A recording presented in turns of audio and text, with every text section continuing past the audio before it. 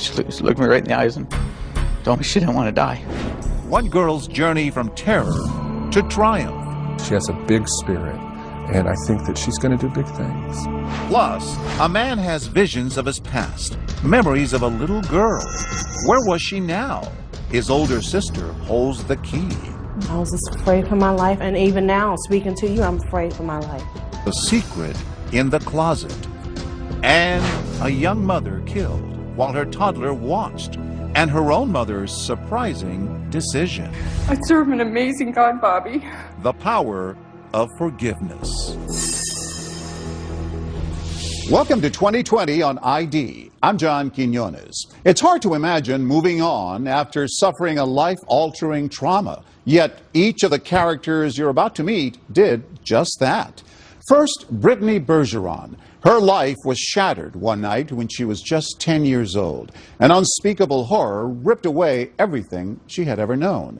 But as Juju Chang first reported in 2009, it would also be the start of a life she never could have imagined. Las Vegas, it's known as Sin City, but even the town that glorifies debauchery was shocked by the brutality of a pair of teenagers. They committed a crime so heinous, it made even Vegas weep. This crime deeply affected people. It floored the community. Just after 1 o'clock this morning, Mesquite police received a call about a staff. It was a cold desert night in January 2003, 80 miles north of Las Vegas. 10-year-old Brittany Bergeron was left alone in her trailer with her 3-year-old sister Christiana, while her mother was off playing slot machines at the nearby Casablanca casino. The girls were watching TV as two strangers were heading to their trailer, 19-year-old Bo Myastis and his 16-year-old sister Monique.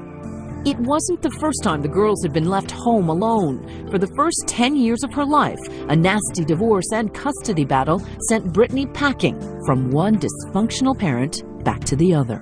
It felt like I didn't really have a home.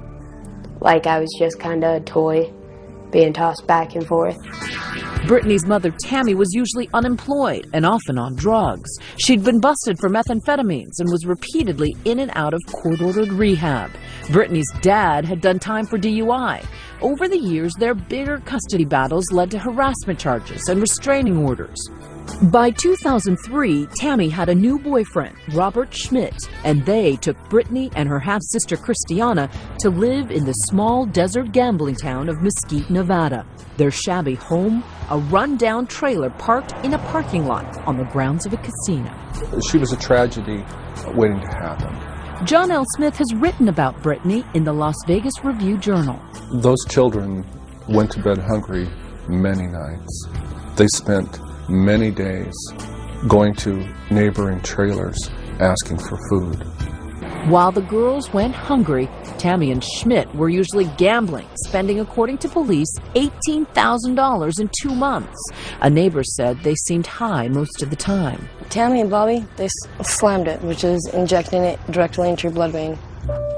On cold evenings, the two little girls would spend hours in the laundry room just to stay warm. More often than not, 10-year-old Brittany was left to fend for herself and take care of 3-year-old Christiana, or as Brittany called her, Kissy. I fed her.